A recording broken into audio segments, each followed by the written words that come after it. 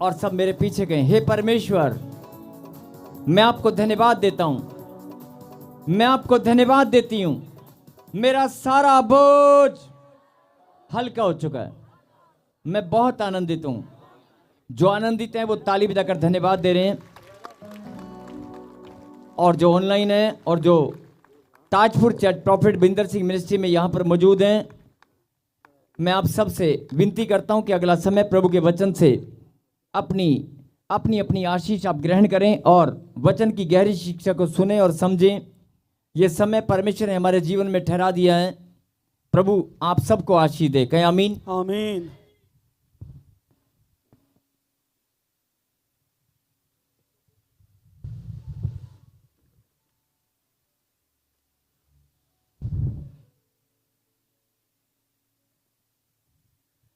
और आज जो वचन परमेश्वर ने आपके लिए भेजा है, मैं आप सब से विनती करता हूं कि जल्दी से सब अपनी अपनी बाइबल को निकालें और पवित्र शास्त्र को और सपन्या नबी की किताब, सपन्या नबी की किताब आप निकाल लें।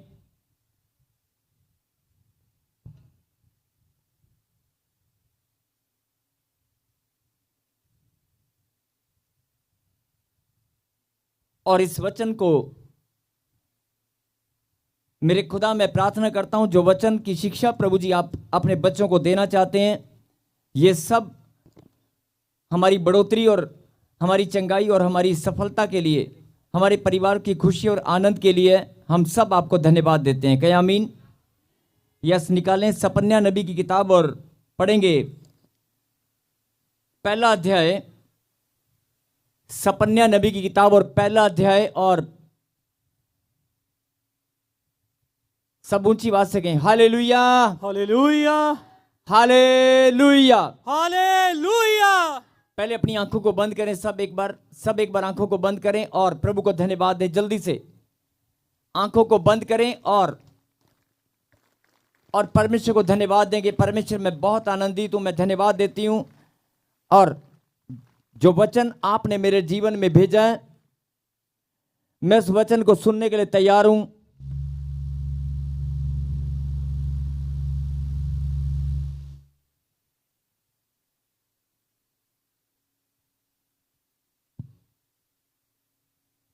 कहीं परमेश्वर, मैं आपके वचन को सुनने के लिए तैयार हूं। जो तैयार हैं वो कहें आमीन। और निकालें सपन्या नबी की किताब से पहला अध्याय। और मैं फिर आपसे विनती करता हूं कि जो लोग बड़े लंबे समय से बीमार हैं, जो लोग बड़े लंबे समय से बीमार हैं, बड़े लंबे समय से कर्जे में हैं, जिनको समझ में नहीं आ रहा कि मेरे घर में कर्जा क्यों चल रहा है, मेरी बीमारी क्यों नहीं जा रही है, मेरी रिपोर्ट नॉर्मल क्यों नहीं आती है, जिनके मन में खूब सारे सवाल हैं, या मेरे बच्चे मेरा कहना क्यों नहीं मानते हैं, या मेरे घर में प्रॉब्लम, मैं इतने साल से, इतने टाइम से मैं परमेश्वर को मैंने अपना जीवन सौंप दिया है, फिर भी मेरे घर में शांति और आनंद क्यों नहीं है। ऐसे बहुत सारे सवाल आपके जीवन में, आपके मनों में चलते हैं। तो आज परमेश्वर आपको बताना चाहते हैं कि सुन ले मेरी बेटी, सुन ले मेरे बेटे, अगले 15 से 20 मिनट अपने ध्यान को केंद्रित करें और वचन को सुनें। और जिनको लगता है कि खास तौर पर कि मेरे जीवन में आशीष रुकी भी है, मेरे पास संतान नहीं है, मकान में बना नहीं पा रहा हूं, वीजा मेरा लग नहीं पा रहा है, धन मेरे पास रुकता नहीं है, बरकत मेरी होती नहीं है, घर में शांति की जगह लड़ाई होता है, और बिना मतलब के लड़ाई अपने आप हो जाती है, और आप सुबह सुबह अभी नाश्ता करने के लिए तैयार हैं, अच्छा मूड है, घर पे जाने के लिए, घर से आप निकलने वाले हैं ऑफिस के लिए, काम के लिए, और या आप अचानक, आप कहीं, हो सकता है आप चर्च में आने के लिए तैयार हैं, लेकिन अचानक बहुत सारी बातों में आप आपस में लड़ाई झगड़ा कर लेते हैं, छोटी छोटी नोक झोंक, छोटी सी बहस बड़ी लड़ाई में बड़ी तब्दील हो जाती है। आप लोग परेशान होते हैं कि ये सब क्यों होता है। तो आज जिनके घर में ये प्रॉब्लम चलती हैं, या जिनकी आशीष रुकी हुई है, जिनके घर में बच्चे की आशीष नहीं है, या जिनको बहुत सारे रोग ऐसे हैं जो लंबे समय से चलते आ रहे हैं, आपने कभी सोचा नहीं था कि मुझे रोग होगा, लेकिन आज बहुत सारे रोगों से आप पीड़ित हैं। परमेश्वर आपको छुटकारा देने चाहते हैं, परमेश्वर आपके जीवन को बदलना चाहते हैं। इस वचन को आप ध्यान से सुने और समझें। यस, पढ़ेंगे सपन्या नबी की किताब और पहला अध्याय और पढ़ेंगे 17 वर्ष 17 को।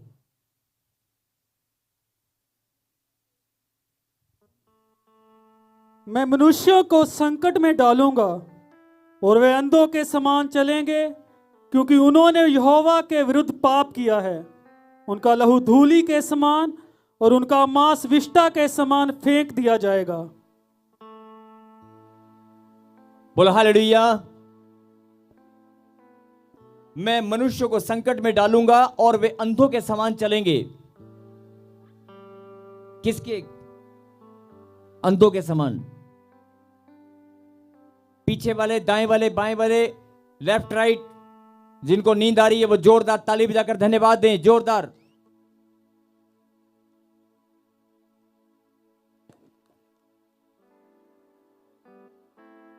जिनके कान बंद है जोरदार जोरदार, पहले जोरदार नहीं बजाई थी, अब की बार जोरदार ताली बजाएं। जिनके कान बिल्कुल बंद है वो जोरदार ताली बजाकर।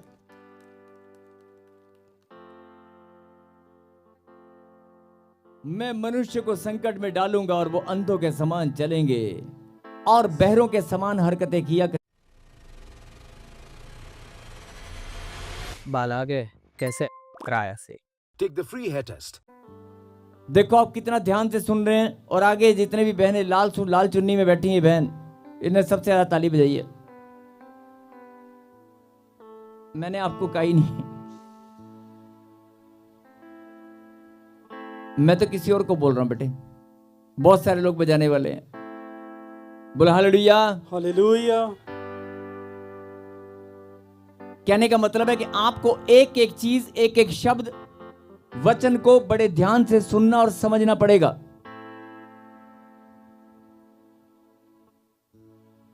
सपन्या नबी एक भविष्यवक्ता हुए हैं और मैं बता रहा हूं कि लगभग 2700 साल पहले, आज से 2026 साल में हम चल रहे हैं। मतलब कि ईसा पूर्व लगभग 650 साल पहले, यीशु मसीह के जन्म से 650 साल पहले की बात मैं बता रहा हूं। 2026 साल यीशु मसीह के जन्म को और बलिदान को हो चुके हैं। उससे भी 650 साल, लगभग 650 साल पहले, यानी कि 2600 ये लगा लो और 600 और ऐड कर लो।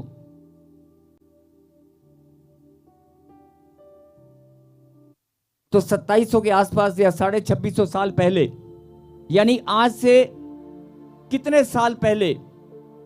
आप तो अभी 50 साल के हैं, आप 40 साल के हैं, आप 20 साल के हैं, आप 70 साल के हैं, आपकी आयु 60 साल की है। लेकिन जो बात आप पढ़ने वाले हैं, जो आप सुनने वाले हैं, वो बात 2650 साल पहले, आज से लगभग 2650 या 2700 साल पहले एक नबी ने यहां पर परमेश्वर के प्रकाशन के द्वारा लिख दिया। बोलो हालेलुया। परमेश्वर ने जब अपने दास को, जब उस नबी को कहा कि मैं मनुष्य को संकट में डालूंगा, तो लिख। इस वचन को प्रकाशन, ये वचन किसका है? किसके मुंह से निकले वचन है? परमेश्वर के। बोलो आमीन। आमीन। मैं मनुष्य को संकट में डालूंगा। क्या कोई नबी थोड़ी ऐसे लिख सकता है? कोई लेखक, कोई राइटर, कोई लेखक या कोई राइटर नहीं लिख सकता कि मैं मनुष्य को संकट में डालूंगा और वो अंधों के समान चलेंगे। वो लिख सकता है, लेकिन परमेश्वर के प्रकाशन के, परमेश्वर के बताने के बाद वो अपनी मर्जी से नहीं लिख सकता है।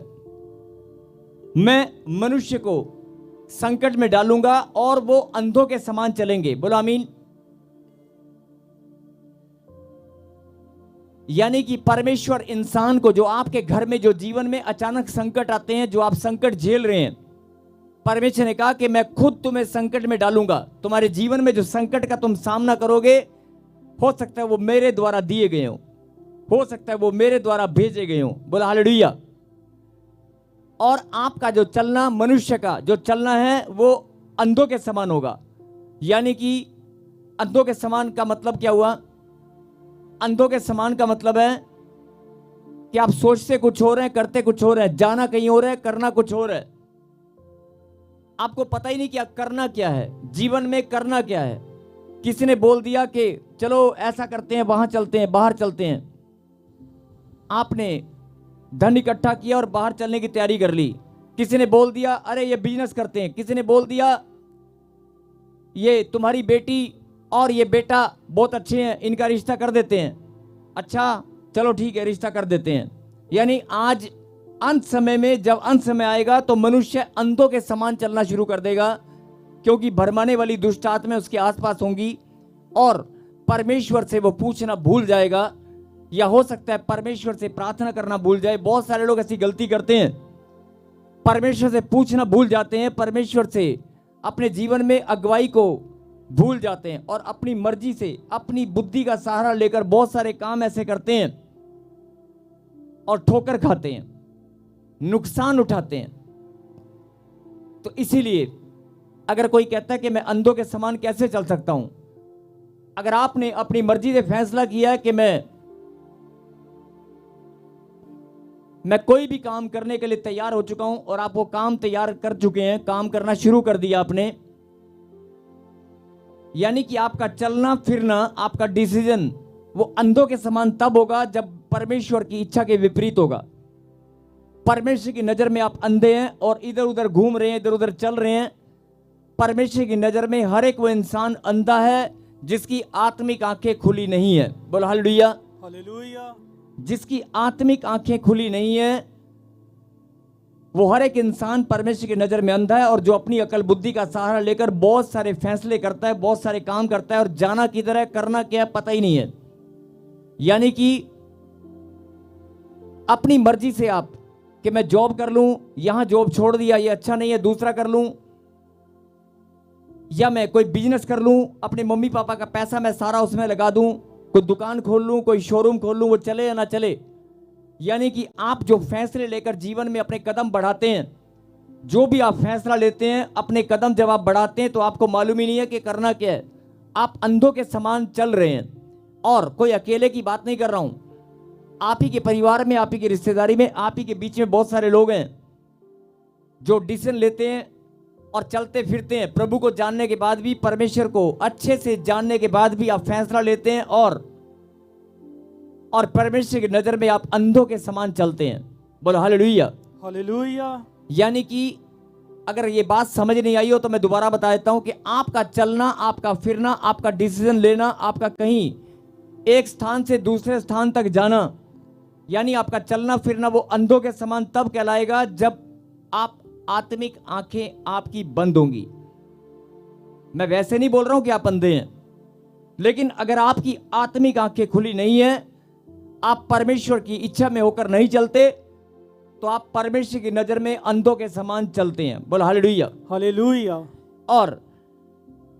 और जितने भी लोग और बाद में क्या बोलते हैं, प्रभु मेरे जीवन में मुझे समझ नहीं आ रहा कि करना क्या था और हो क्या रहा है, क्योंकि आपका चलना फिरना ही गलत है, आपके डिसीजन गलत हैं, आपके फैसले गलत हैं।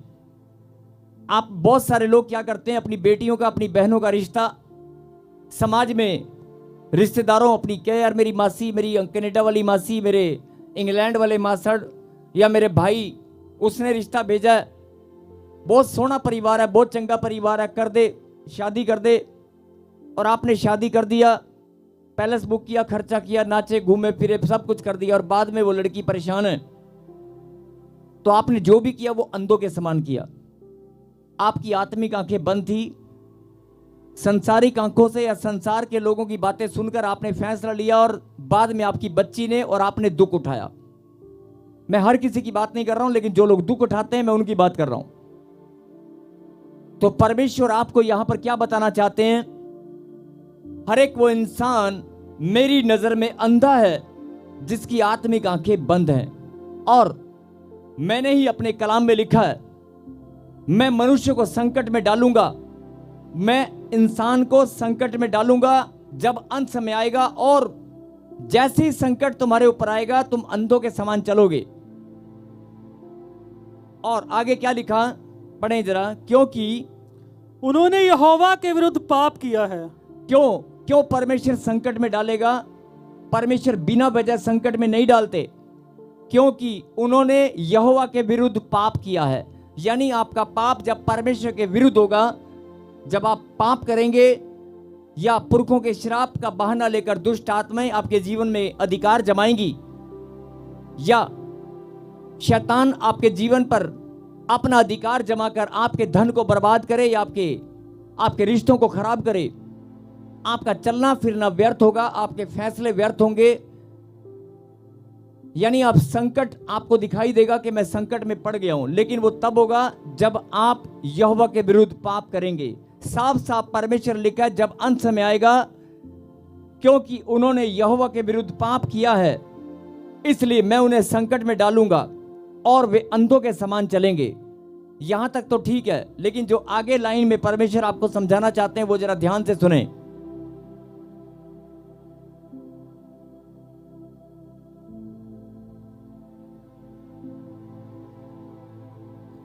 मांस विष्टा के समान फेंक दिया जाएगा।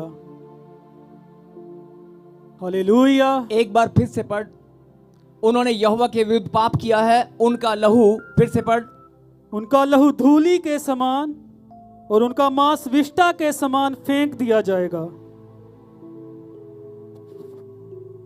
बड़े ध्यान से सुने। आज से, अभी तो आप 50 साल के हैं, 70 साल के हैं, 80 साल की आपकी उम्र है, आप 20 साल के हैं, और जो मैं बोल रहा हूं जरा ध्यान से सुने।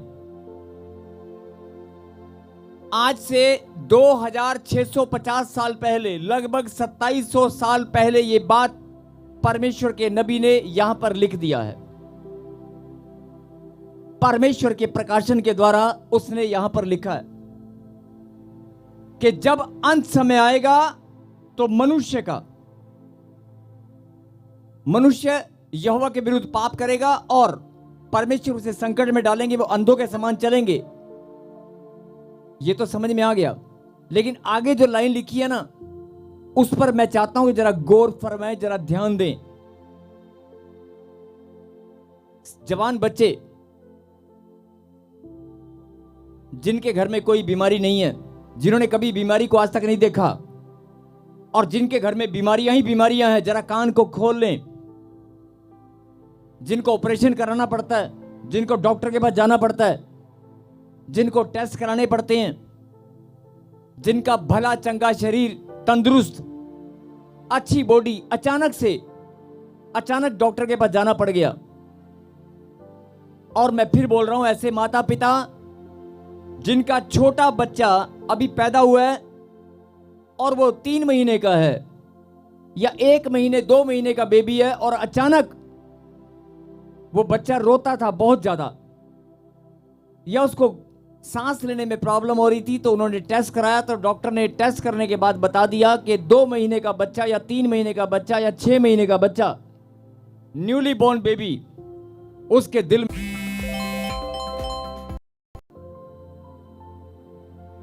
और अगर डॉक्टर बोल दे कि इसका खून जो शरीर में बनता है वो ठीक से बन नहीं पा रहा है, या इसकी किडनियां श्रिंक हो गई हैं, अभी 6 महीने का बच्चा और उसकी किडनियां सिकुड़ गई हैं, या कोई भी शरीर का अंग खराब हो गया,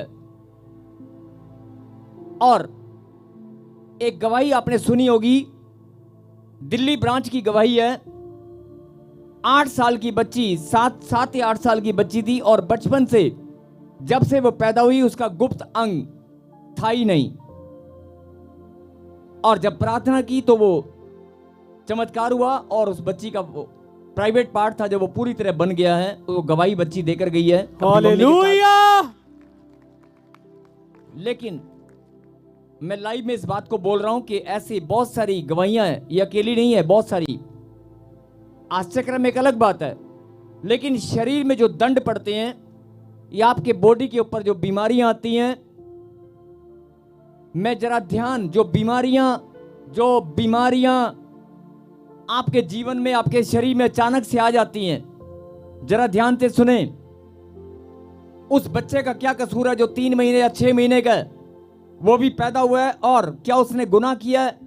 उसके दिल में सुराख हो गया और उसके माता पिता ने सेवा करने वाला परिवार है, उसके माता पिता ने सेवा की है, प्रभु के घर में सेवा करते हैं या प्रार्थना करने वाला परिवार है, उनके बच्चे के साथ ऐसा कैसे हो सकता है? मैं फिर आपका ध्यान इस बात पर लेकर आना चाहता हूं कि जो बीमारियां आपके घर में घुस जाती हैं, अभी आप 40 साल के हैं, 50 साल के हैं, जरा ध्यान से सुने। मैं रिपीट कर रहा हूं, 2650 साल पहले, 2700 साल पहले, लगभग 2700 साल पहले या 2650 साल पहले एक नबी ने लिख दिया कि जब अंत समय आएगा, मनुष्य, परमेश्वर ने कहा है कि मनुष्य को मैं संकट में डालूंगा और वो अंधों के समान चलेंगे और उनका लहू, फिर से स्क्रीन पे वचन को लगा और सब लोग पढ़ें, उनका लहू, मनुष्य का लहू, आपकी बॉडी के लहू की बात हो रही है, उनका लहू, पाप किया, उनका लहू धूली के समान उड़ जाएगा। धूली के समान समझते हो?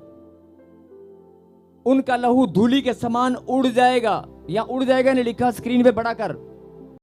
आपकी बॉडी में 12 ग्राम खून है, अचानक आप तंदुरुस्त हैं और लहू बहने का रोग आपको लग गया है, बवासीर आपको हो गई है, खूनी बवासीर, दिन रात खून चल रहा है, लहू बहने का रोग हो गया है, पीरियड्स प्रॉब्लम जो बहनों को होती है वो डिसबैलेंस हो गई है, मासिक धर्म की प्रॉब्लम वो डिसबैलेंस हो गई है और खून बहता रहा है, और उनका खून, लहू बहने का रोग और बवासीर तो एक अलग बात है, उसके अलावा छोटे बच्चे एनीमिक पेशेंट बन गए हैं, उनकी बॉडी खून बनाना बंद कर दिया है, खून बनता ही नहीं है, खुराक लगती नहीं है, खाते हैं पीते हैं लेकिन खुराक लगती नहीं है, डॉक्टर को दिखाते हैं, डॉक्टर कहता है यार पता नहीं खून बनता है लेकिन जाता कहां है। और शुगर या ब्लड कैंसर, आपका खून गंदा हो रहा है, कुछ बीमारियां ऐसी हैं जो आपके खून को, और आपने देखा होगा कुछ दुष्ट आत्माएं शरीर में घुस जाती हैं और बोलती हैं मैं इसका खून पीने आई हूं, मैं खून पीने आई हूं, मैं 15 साल से लगातार खून पी रही हूं। आपने सुना होगा, देखा होगा, और वो दुष्ट आत्माएं शरीर में चिपटी रहती हैं और उसका शरीर कांटे की तरह बिल्कुल एक सूखी डंडी की तरह शरीर बन जाता है, और ना डॉक्टर को समझ में आता है, ना रिपोर्ट को में कुछ आता है, ना डॉक्टर को समझ में आता है, ना रिपोर्ट में कुछ आता है। मतलब कोई दुष्ट आत्मा खून पीने पे लगी है। कुछ बीमारियां ऐसी हो गई हैं कि आपका खून शरीर के अंदर से गायब हो रहा है, ब्लड कैंसर, या आप एनीमिक पेशेंट हैं, खून की कमी आपके अंदर हो गई है और खून में इन्फेक्शन आपके अंदर हो गई है। खून में इन्फेक्शन जब हो जाती है तो खून घट जाता है, प्लेटलेट्स कम हो गए हैं, बॉडी के सेल अप एंड डाउन हो रहे हैं, और आपकी बॉडी के अंदर खून की कमी के कारण बहुत सारे रोग आपके शरीर में लग गए हैं।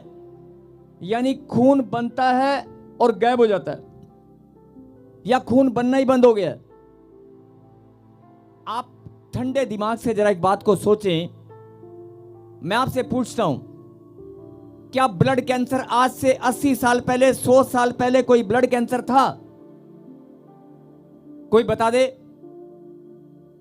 शुगर आज से 50, 70, 80 साल पहले कभी शुगर आपने सुनी है? या खून में इंफेक्शन कभी आपने सुनी है? या कभी आपने सुना है खून से रिलेटेड प्रॉब्लम? जो बीमारियां आज आप सुनते हैं, जो बीमारियां आज आप, ब्लड कैंसर या कैंसर, HIV, जरा ध्यान से सुने, HIV खून में इंफेक्शन के द्वारा होती है।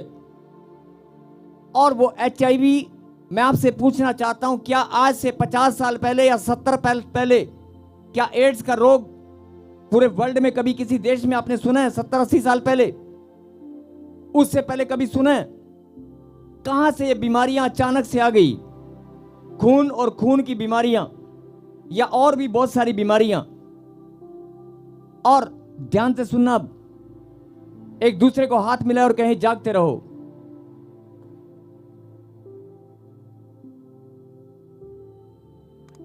आप अच्छे भले तंदुरुस्त हैं और आपके शरीर से खून गायब हो रहा है। 50 साल 70 साल पहले ये बीमारियां नहीं थी। यानी कि परमेश्वर के वचन में जो लिखा है कि जब अंत समय आएगा, तुम्हारा खून, तुम्हारा लहू, मनुष्य का लहू धूली के समान। धूली कैसे उड़ती है मालूम है? मिट्टी में से धूल जब उड़ती है तो पता नहीं चलता कैसे उड़ जाती है। ऐसे धूल के समान तुम्हारा लहू उड़ जाएगा। अभी थोड़ी देर पहले अब 12 ग्राम था, अचानक खून की कमी हो गई। पहले कभी नहीं था, अभी हो गया। फिर बोल रहा हूं, लहू बहने का रोग। और ऐसी ऐसी बहनें डॉक्टर के पास जाकर हॉस्पिटल में इलाज कराती हैं। बवासीर के पेशेंट दिन रात वहां पर पड़े हैं। डॉक्टर ऑपरेशन कर करके थक चुके हैं, लेकिन लहू बहना बंद नहीं होता। और बहुत सारी बहनें तड़पती हैं कि मैं परेशान हूं, मेरा शरीर दिन रात सूख रहा है, मेरी बॉडी में से खून बाहर आता है, कभी रुक जाता है कभी आता है, लेकिन पहले ऐसा नहीं था, अचानक ऐसा होना शुरू हो चुका है। पूछ कर देखो उन बहनों से जिनके लहू बहने का रोग जिनको लग चुका है और जिनको है। अगर आज वो कलाम को ध्यान से सुनेंगी, जो भी रोगी हैं वो छुटकारा पाएंगे हमेशा के लिए। ब्लड कैंसर या लहू में खून में इंफेक्शन, HIV, लहू बहने का रोग, बवासीर या बहुत सारी ऐसी बीमारियां जो खून से रिलेटेड हैं, पहले कभी सुनी भी नहीं थी, कभी थी नहीं, और अचानक अभी इसी पीढ़ी में आपने देखा है। या हो सकता है आपसे पहले वाली पीढ़ी में आई हो, लेकिन उससे पहले कभी भी नहीं थी, कभी किसी ने देखा नहीं। अभी ये बीमारियां कहां से आ गई? आज परमेश्वर ये बात आपको समझाना चाहते हैं। मैंने ही लिखा है अपने कलाम के अंदर, मैंने ही लिखा है अपने कलाम के अंदर कि जब अंत समय आएगा, यहोवा के मंदिर जाना मिस हो गया। आपके ऊपर दंड पड़ेंगे। मैं मनुष्य को संकट में डालूंगा, उनका लहू धूली के समान उड़ेगा।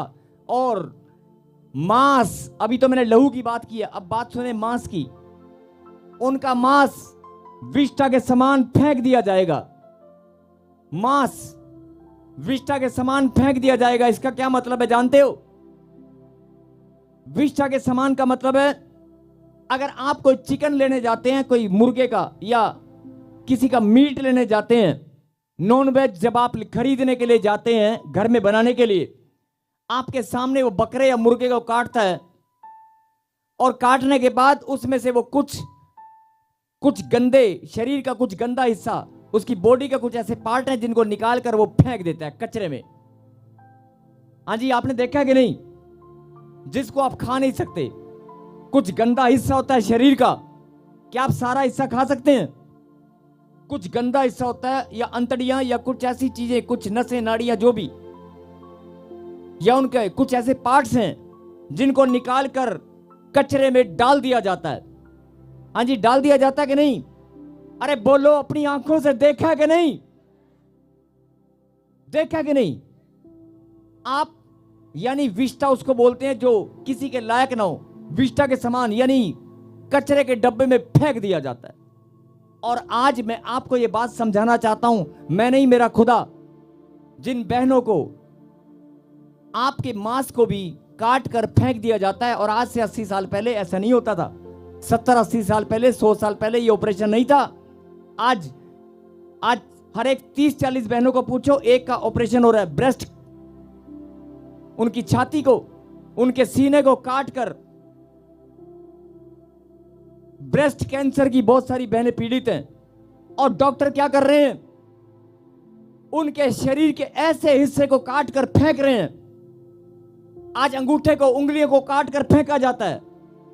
शुगर के कारण टांगों को काट दिया जाता है। आपकी टांगे जिससे आप चलते हो, बोलो हालेलुया, हालेलुया। थोड़ी वॉइस खोलो। आपकी टांगों को, आपके हाथ पैरों को काट दिया जाता है। आपकी किडनी को निकाल कर बाहर फेंक दिया जाता है। किडनी खराब हो चुकी है, किसी काम की नहीं है। आपके पित्ते को, आपकी बॉडी में से पित्ते को निकाल कर बाहर फेंक देते हैं। जैसे चिकन में से आप समझ रहे हो, मीट जब लेने जाते हैं तो कुछ हिस्सा कचरे की तरह होता है, उसे फेंक देते हैं। आज डॉक्टर भी आपके उस शरीर के हिस्से को कचरा बनाकर फेंकने पर लगे हैं जो बहुत अनमोल है कि नहीं? आप बताओ, है कि नहीं? खुदा के कलाम में लिखा है कि नहीं? जो बहनें दर्द में तड़प रही हैं, जो भाई लोग दर्द में तड़प रहे हैं, जरा ध्यान से सुने। अगर ये बीमारियां आपके घर में घुस गई हैं तो आज इस वचन को ध्यान से सुन लेना। जिनको बार बार बेबी कंसीव नहीं होता, मिसकैरेज हो जाता है, या जिनको डॉक्टर क्या बोल रहा है, अरे बच्चेदानी को ऑपरेशन करके बाहर फेंकना पड़ेगा, यूट्रस को, उस बच्चेदानी को जिसमें से पीढ़ियों ने जन्म लेना, उस बच्चेदानी को डॉक्टर कहता है उखाड़ कर फेंकना पड़ेगा, वो खराब हो गई है, जिसको रचना परमेश्वर ने की है। बोलो हालेलुया। हालेलुया। जिसकी रचना, जो मेरी बात को समझ रहे हैं ध्यान से, जिसकी रचना, उस शरीर का हिस्सा बनाने वाला कौन है? उसकी रचना परमेश्वर ने की। और परमेश्वर की रचना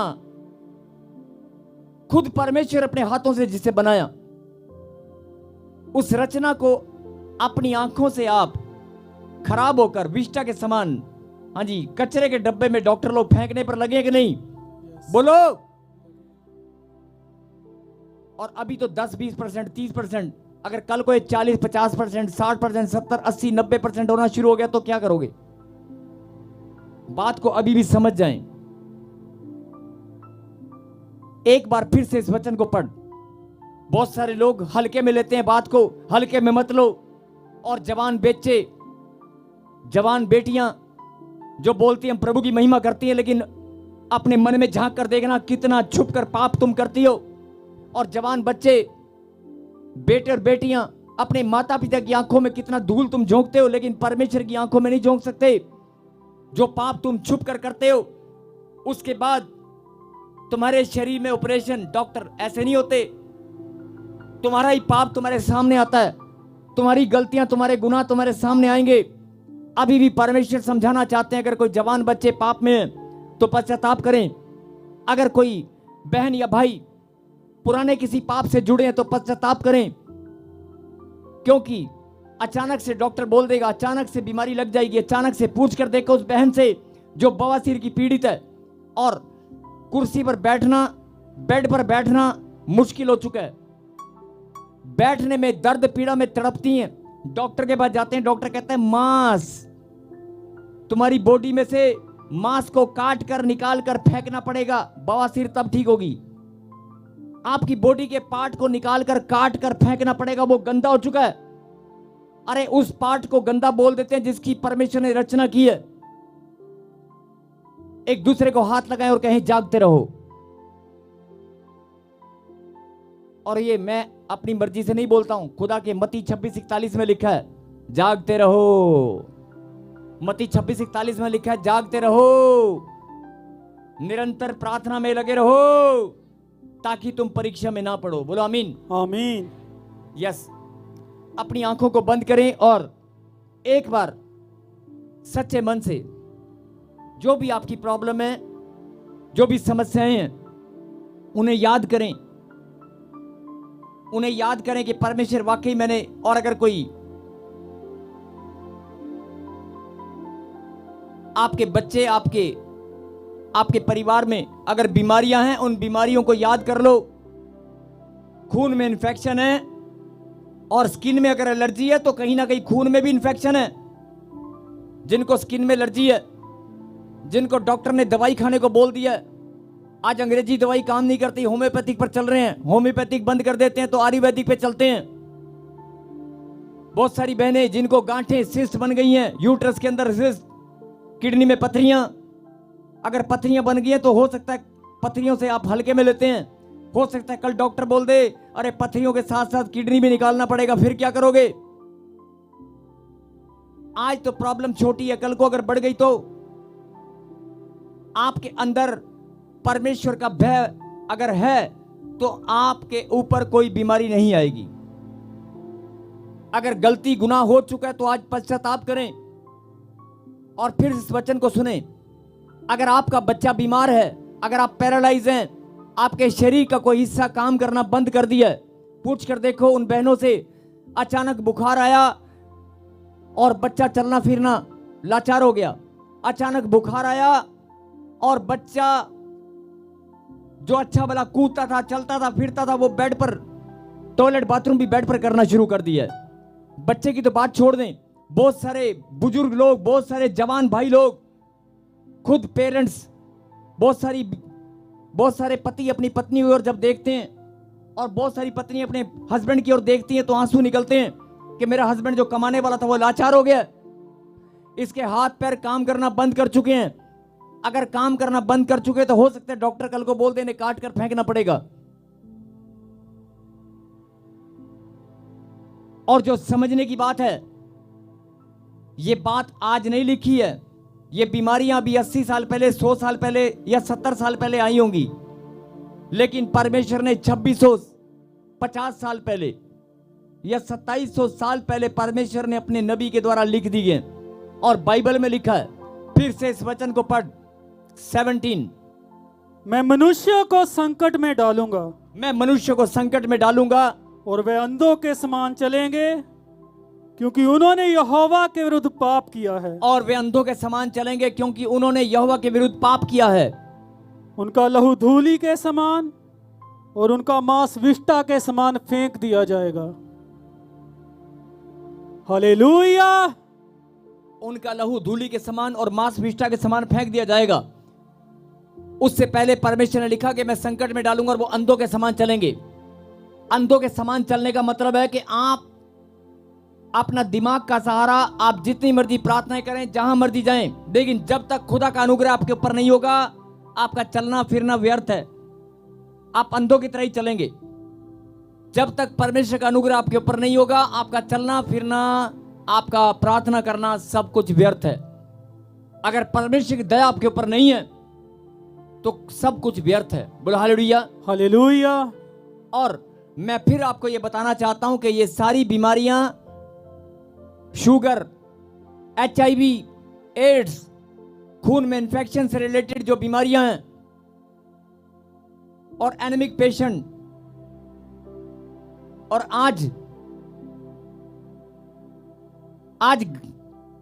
प्रेग्नेंट लेडी को डॉक्टर, प्रेग्नेंट बाद में होती है, ट्रीटमेंट के नाम पर उनको कि खून की कमी ना हो जाए, कैल्शियम, आयरन फोलिक के कैप्सूल पहले खिलाना शुरू कर देते हैं, क्योंकि उनको पता है खून घटना शुरू हो जाएगा, कैल्शियम घटेगा। और पुराने समय में परमेश्वर, आप समझे इस बात को, परमेश्वर आपको बताना चाहते हैं, पुराने समय में कोई आयरन, कोई कैल्शियम की गोलियां नहीं थी, केवल आपकी खुराक ही काफी थी, जो आप खाते पीते थे वो काफी था। आज डॉक्टर को अंदर डर बैठ गया, डॉक्टर को भी पता है कि अगर प्रेग्नेंट लेडी होगी, प्रेग्नेंट लेडी को पहले ही वो क्या करता है ट्रीटमेंट में, जिसको मर्जी पूछ लेना, आयरन फोलिक के कैप्सूल, पत्ते के पत्ते। आयरन यानी किस लिए खिलाते हैं? खून बनाने के लिए। कैल्शियम किस लिए खिलाते हैं? क्योंकि कैल्शियम की कमी होने वाली है। डॉक्टर पहले ही शुरू कर देता है, उसको मालूम है कि खून कम होने वाला है। पहले ऐसा नहीं था। यही बात परमेश्वर आपको समझाना चाहते हैं। ये बीमारियां पहले नहीं थी, अभी 50 साल, 70 साल, 80 साल, 100 साल पहले आई होंगी, इससे पहले बिल्कुल भी नहीं थी। अगर आप कैंसर को भी देख लें तो 100 साल पहले कोई कैंसर नहीं था, उससे पहले एक भी कैंसर नहीं था। अगर एड्स को आप ढूंढ ले तो मेरे हिसाब से 70-80 साल पहले कोई एड्स नहीं थी। EMI पे फोन लेना चाहता था। आज परमेश्वर ये संकेत आपको देना चाहते हैं, ये चेतावनी आपको देना चाहते हैं। सुन ले मेरी बेटी, सुन ले मेरे बेटे, किडनी, पित्ता, अभी आप सुनते हैं वो साड़ी पटियाले वाली मासी ने ना पित्ते का ऑपरेशन कराया जे। अच्छा, मैं देखने जाना है। अच्छा, हाँ जी भैन जी ठीक हो? हाँ जी ठीक है। की कराया जे? कहती पित्ता कढ़ा के बाहर छड़ता। अच्छा चलो तुहानू बधाई होवे, ऑपरेशन वधिया हो गया। क्या गवाही देते हैं? ऑपरेशन वधिया हो गया। आप ये भूल गए कि आपकी शरीर की रचना, आपकी अनमोल चीज, बॉडी का एक पार्ट डॉक्टर ने निकाल कर बाहर फेंक दिया, वेस्ट हो गया। और जिन बहनों ने ब्रेस्ट छाती का ऑपरेशन किया, जिनकी छातियां काट दी जाती हैं। किसी को बुरा लग रहा हो तो बेशक लगे, लेकिन मैं समझाने के लिए बोल रहा हूं कि बहुत सारी बहनों की ब्रेस्ट का ऑपरेशन करके ब्रेस्ट को काट दिया जाता है, उस पार्ट को काट कर फेंक दिया जाता है। और बहुत सारे लोग जाते हैं देखने के लिए, अपनी बहनों को देखने जाते हैं, मिलने जाते हैं। हाँ जी ऑपरेशन, चलो रब दा धन्नवाद, ऑपरेशन बहुत वधिया हो गया, हले तो चलो है ना, कोई गल नहीं। एक तो है ना, मतलब बधाई दे के आते हैं ऑपरेशन की, ऑपरेशन की बधाई दे के आते हैं, क्योंकि आपको पता ही नहीं है। और ये बात कल को किसी के साथ भी हो सकती है। आज के बाद बधाई देने की बजाय ना आपके अंदर डर होना चाहिए। और ये मैं बोल रहा हूं किसी के साथ भी हो सकता है। और दूसरी बात, वो बच्चा, छोटा बच्चा जिसके दिल में सुराख है, उसका क्या कसूर है? आज आपके घुटनों का ऑपरेशन हो रहा है, कैसे कैसे ऑपरेशन आप करवा रहे हो। साफ सीधी सी बात है, परमेश्वर ने 2650 साल पहले ही बता दिया था कि लिख, जब अंत समय आएगा तो मनुष्य की हालत ऐसी होगी। यानी कि इन बीमारियों से, साफ साफ इन ऑपरेशन से आप समझ जाओ कि अंत समय की शुरुआत हो चुकी है। आपके अंदर और ज्यादा डर प्रभु के प्रति बनना चाहिए। यानी कि अंत समय की शुरुआत हो चुकी है। और बाइबल में अंत समय के बारे में जो बताया गया ना, पढ़ना बहुत खतरनाक है। इसलिए प्रभु आपको चेतावनी देना चाहते हैं कि आप वचन पढ़ते हैं लेकिन आप ध्यान से नहीं पढ़ते हैं।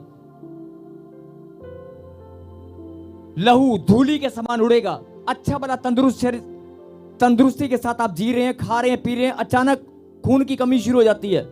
आप देखने में शरीर, स्किन को देखेंगे लाल लगेगी, बच्चों को देखोगे आप अच्छे तंदुरुस्त मोटे ताजे लगेंगे। डॉक्टर के पे लेके जाना टेस्ट कराने, डॉक्टर क्या बोलेगा? अरे ब्लड तो 8 ग्राम है, 7 ग्राम है। देखने में ऐसा लग रहा है जैसे बहुत मोटा ताजा बच्चा है। आप कई बच्चों का टेस्ट करा के देख लेना, खून की कमी सबके अंदर मिलेगी। खून की कमी का होना, एक दूसरे को हाथ मिलाए और कहीं जागते रहो।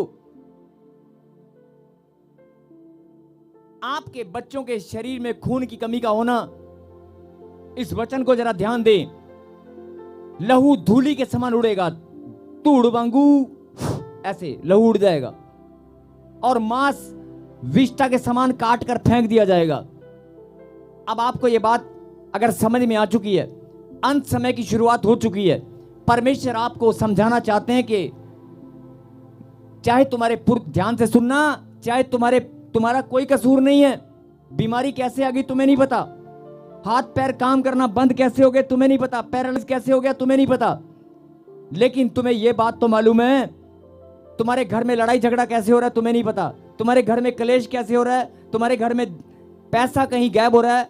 जैसे खून गायब हो रहा है ऐसे पैसा भी गायब हो रहा है, बरकत नहीं है, धन बीमारियों में वेस्ट हो रहा है, तुम्हारे रोजगार नहीं है, आप मेहनत कर रहे हो, भाग रहे हो, दौड़ रहे हो, लेकिन नौकरी मिलती नहीं है, और मिल जाती है तो धन टिकता नहीं है।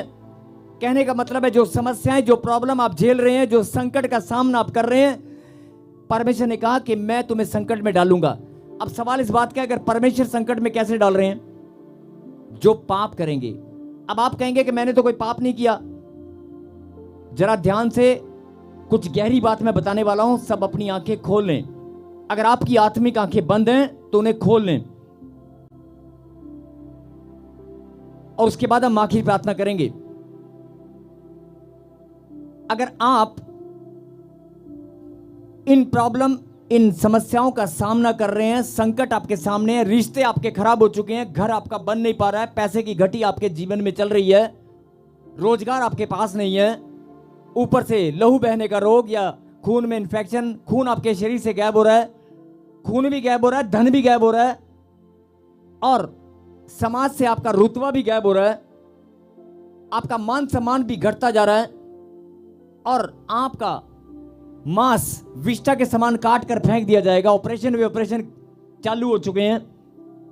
तो परमेश्वर कहता है कि आज इंसान क्या बोलता है? मैंने कोई गुनाह नहीं किया, मैंने कोई गलती नहीं की। कोई बात नहीं, मान लेते हैं तुमने गुनाह नहीं किया, लेकिन हो सकता है तुम्हारे पुरखों का भार तुम्हारे ऊपर पड़ा हो सकता है तुम्हारे पुरखों के पाप तुम्हारे ऊपर पड़े हो, कोई श्राप का बहाना लेकर दुष्ट आत्मा ने हमला किया हो। या कोई बीमारी तुम्हारे ऊपर आ पड़ी हो किसी और की, तुमने पाप नहीं किया, हो सकता है तुम्हारे पुरखों का पाप तुम्हारे ऊपर पड़ा हो, कुछ भी हो सकता है, लेकिन आप पश्चाताप करके उस बीमारी से छुटकारा तो पा सकते हैं। आप प्रार्थना तो कर सकते हैं कि जो प्रॉब्लम का सामना आप कर रहे हैं वो फिर से दोबारा आपके जीवन में ना आए। आप प्रार्थना तो कर सकते हैं। यही बात परमेश्वर समझाना चाहते हैं आज वचन से, और पढ़ेंगे जल्दी से 8:18, इसी का 18 पढ़ें जल्दी। यहोवा के रोष के दिन में ना तो चांदी से उनका बचाव होगा और ना सोने से, क्योंकि उसकी जलन की आग से सारी पृथ्वी भस्म हो जाएगी। वह पृथ्वी के सारे रहने वालों को घबराकर उनका अंत कर डालेगा। Hallelujah, hallelujah. अभी तो बात ही हो कि परमेश्वर ने जो चिन्ह दिखाए कि मांस और लहू, लेकिन उसके आगे परमेश्वर आपको क्या बताना चाहते हैं? यहोवा के रोष के दिन में जब अंत समय आएगा और जब परमेश्वर का क्रोध भड़केगा, जब परमेश्वर का क्रोध भड़केगा तो ना चांदी से उनका बचाव होगा ना सोने से, यानी तेरा धन तेरे काम नहीं आएगा। और आज भी आप जाओ डॉक्टर के पास लेकर कि मुझसे 5 लाख ले ले लेकिन मुझे ठीक कर दे, मुझसे 10 लाख ले ले मेरे बच्चे को खड़ा कर दे, मुझसे 5 लाख 2 लाख ले ले लेकिन मेरा ऑपरेशन मत कर। डॉक्टर कुछ नहीं कर पाएगा। ना सोना ना चांदी काम आएगा। लिखा है कलाम के अंदर, जब ये बीमारियां तुम्हारे पास आएंगी, जब प्रॉब्लम तुम्हारे पास आएगी, सोना चांदी तुम्हारा धन कमाया हुआ धन, तुम्हारी प्रॉपर्टी तुम्हारे काम नहीं आएगी। और आप मुझसे ज्यादा ये बात जानते हो। बोलो हालेलुया, हालेलुया। और उनका बचाव नहीं होगा क्योंकि उसके जलन की आग से सारी पृथ्वी भस्म होगी। यानी जब अंत समय आएगा तो परमेश्वर साफ साफ लिखा है अपने क्रोध से परमेश्वर पृथ्वी को भस्म करेगा और उस पर रहने वाले घबराकर उनका अंत कर डालेगा। परमेश्वर स्वयं यहां पर लिख रहे हैं कि मैं अंत कर दूंगा, एक भी बंदा नहीं बचेगा। अगर मेरा क्रोध भड़का तो कुछ भी नजर नहीं आएगा। अभी भी वक्त है। तब उसने नबी ने क्या किया? जब पर बोलो हालेलुया, हालेलुया।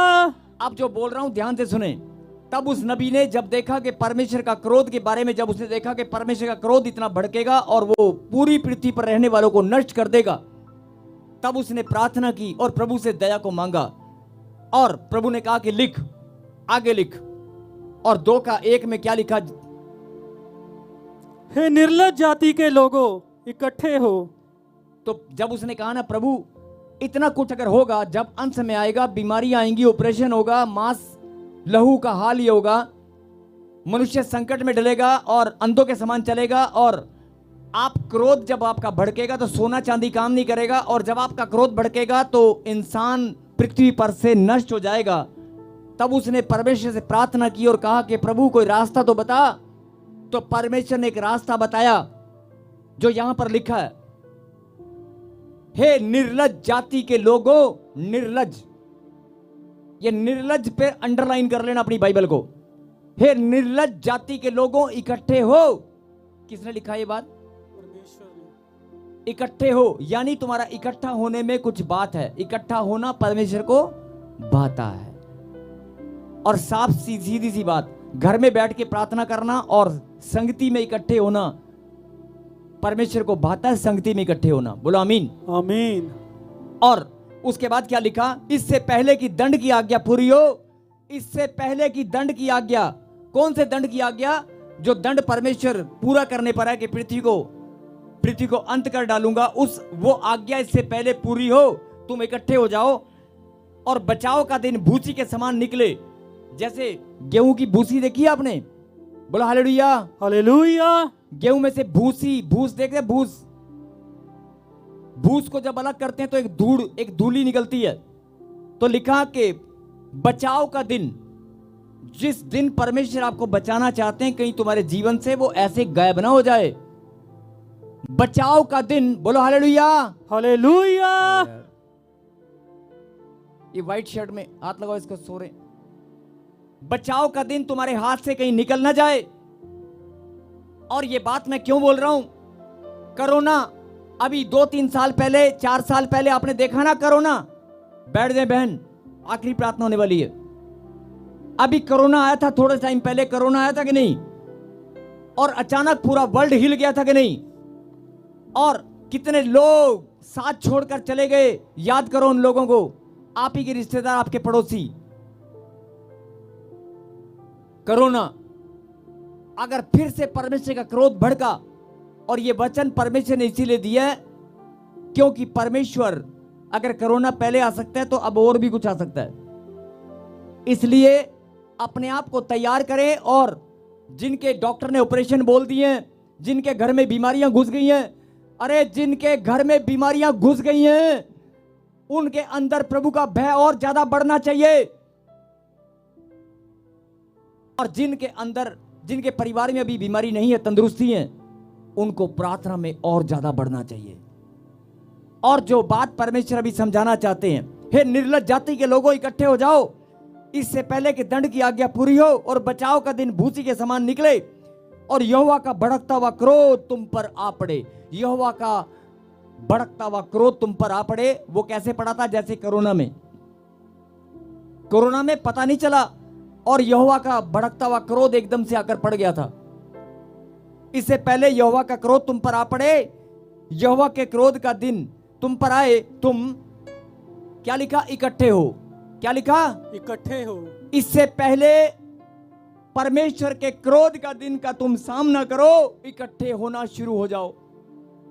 ताली बजाएंगे। हालेलुया। यानी आपके इकट्ठा होना परमेश्वर को भाता है।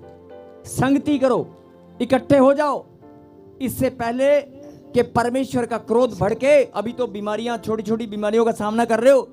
अभी तो आप रिश्तेदारी में कोई फोन आता है, हाँ जी साड़ी ना वो फलानी पुआ, फलानी मासी ने उन्हें ऑपरेशन कराया, पित्ता कड़ा था। अभी तो फोन आता है ना, लेकिन कल को बीमारियां तुम्हारे घर में ना घुस जाएं। इसलिए इकट्ठे हो जाओ, इकट्ठा होना शुरू हो जाओ। अभी मैंने जब आपके हाथ पकड़वाए थे ना, सबके एक साथ हाथ पकड़े थे ना, और तुमने क्या कहा था? हम सब एक हैं। यानी जब तुम इकट्ठे हो जाओगे, परिवार के 5 मेंबर हैं, 10 मेंबर हैं, अगर संगति में जितने भी हैं, इकट्ठे होना, तुम्हारा इकट्ठा होना बहुत बड़ा हथियार है। हालेलुया। और 3 में क्या लिखा? हे पृथ्वी के सब नम्र लोगों, हे यहोवा के नियम के मानने वालों, नियम को मानने वाले यानी प्रार्थना करने वाले, वचन पर चलने वालों, हे यहोवा के नियम को मानने वालों, जितने भी लोग उसकी आज्ञा को मानते हैं, जितने भी लोग यहां पर बैठे हैं, जितने भी लोग ऑनलाइन जुड़े हैं, जो प्रार्थना में अपना जीवन जिन्होंने प्रभु को सौंप दिया है, हे यहोवा के नियम को मानने वालों, उसको ढूंढते रहो। धर्म को ढूंढो, नम्रता को ढूंढो। अगर धर्म को ढूंढोगे, नम्रता को ढूंढोगे, यानी नम्रता और प्रेम तुम्हारे अंदर बनेगा, तो साफ साफ वचन में क्या लिखा? संभव है तुम यहोवा के क्रोध के दिन में शरण पाओ। हालेलुया। पहले क्या लिखा? सचेत हो जाओ कि यहोवा के क्रोध का दिन तुम पर आ पड़े और बचाव का दिन भूसी के समान गायब न हो जाए। यानी बचाने वाला दिन तुम्हारे हाथ से निकल ना जाए। और यहां पर क्या लिखा? कि तुम शरण पाओ उसके हाथ के नीचे। उसके हाथ के नीचे दंड भी है, उसके हाथ के नीचे शरण भी है। अब आपको पाना क्या वो आप देख लेना। बोला हालेलुया। यानी साफ साफ लिखा कि पश्चाताप का आह्वान जो लोग करेंगे, यानी आपका इकट्ठा होना, संगति करना, प्रार्थना करना परमेश्वर को भाता है। और आज से अगर आपके घर में कोई बीमारी घुस गई है, आप लाचार हैं, कोई बात नहीं, लेकिन वो आगे पीढ़ी में, आपके बच्चों में नहीं जाएगी। परमेश्वर का हाथ आपके ऊपर बना रहेगा, उसके बलवंत हाथ के नीचे आप शरण पाओगे। आमीन। बोलो हालेलुया। हालेलुया। तो इस वचन को आप पढ़ते रहना। और मैं प्रार्थना कर रहा हूं, अपनी आंखों को बंद करें और मेरे पीछे कहें। पहले अपनी आंखों को बंद करें और अपनी बीमारियों को, अपनी प्रॉब्लम को, समस्याओं को याद करें कि परमेश्वर, वाकई ये बीमारियां, ये प्रॉब्लम पहले मेरे जीवन में नहीं थी। ये कर्जा, ये प्रॉब्लम, ये समस्याएं, हम तो बहुत धनी थे, हमारे पास जमीन बहुत ज्यादा थी, मेरे दादा परदादा बहुत धनी थे, हमारे पास इतनी पैली थी, इतनी जमीन जायदाद थी। लेकिन घटते घटते घटते घटते, या जो भी आप बात करें परमेश्वर से 1 मिनट कि प्रभु मैं पहले ऐसा नहीं था, लेकिन ये सब और तू चाहे तो मुझे अभी भी धनी बना सकता है, तू चाहे तो मुझे चंगाई दे सकता है। जैसे परमेश्वर ने मती, एक कोढ़ी को प्रभु ने पूछा, यदि कोढ़ी ने कहा परमेश्वर से, यदि तू चाहे तो मुझे शुद्ध कर सकता है, तो प्रभु ने कहा हाँ मैं चाहता हूं तू शुद्ध हो जा। आज भी यीशु मसीह हमारे बीच में खड़ा है और वो बोल रहा है, मेरी बेटी जो बीमारी लग चुकी है, मेरे बेटे जो बीमारी तेरे अंदर घुस चुकी है,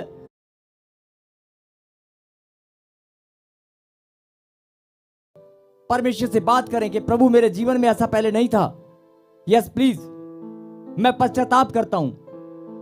और आज से आपके वचन में लिखा है कि हे निर्लज्ज जाति के लोगों इकट्ठे हो जाओ। आपके वचन में लिखा है इकट्ठे होकर मेरे हाथ के नीचे शरण पाओ। प्रभु आज से मैं प्रार्थना में बढ़ूंगी, मैं पश्चाताप करता हूं, मैं तेरे नियम को अपने जीवन में सच्चाई से मानूंगा, भेंट और दशवांश की चोरी मैं नहीं करूंगा, और मैं प्रेम और नम्रता को ढूंढूंगा, खोजूंगा। और जो लोग प्रेम को खोजते हैं वो परमेश्वर के दर्शन पाते हैं। यस, अपने जीवन में परमेश्वर से बात करें और कहें परमेश्वर मैं आपका खोजी हूं, मैं आपका खोजी हूं, मैं आपका डरवैया हूं। आपने वचन में वायदा किया मेरे डरने वालों को किसी बात की घटी नहीं होगी। हे परमेश्वर, जाने अनजाने में बहुत सारी गलती और गुनाह मैंने किए हैं, बहुत सारे पाप मैंने किए हैं, बहुत सारे लोगों का हृदय मैंने दुखाया है, बहुत सारे लोगों का नुकसान मैंने किया है। हे परमेश्वर, मैंने आपके वचन की शिक्षा से हटकर कार्य किए हैं। हे परमेश्वर, मैंने आपके वचन की शिक्षा के विपरीत बहुत सारे कार्य किए हैं। आपकी योजना जो मेरे जीवन में है, मैंने उसको बहुत बार बिगाड़ दिया है। हे परमेश्वर, जाने अनजाने में मैंने गलत फैसले लेकर आपको शोकित किया है। हे परमेश्वर, मैंने आपको बहुत बार पहला स्थान देना भूल गया हूं। बहुत सारे कामों में, बहुत सारी बातों में मैं पहला स्थान देना आपको भूल गया था। हे परमेश्वर, मैं आज सच्चे मन से पश्चाताप करता हूं, अपने मन को फिरा लेता हूं। हे परमेश्वर, आप मुझ पर दया करें। हे परमेश्वर, आप मुझ पर दया करें। मैं प्रार्थना करता हूं, आपका क्रोध का दिन आने से पहले, आपका क्रोध मनुष्य जाति पर भड़कने से पहले, हे परमेश्वर, हम आपके बलवंत हाथ के नीचे शरण पाए। बोलो आमीन। आमीन। और जोरदार ताली बजाकर धन्यवाद दें। हालेलुया। और मैं फिर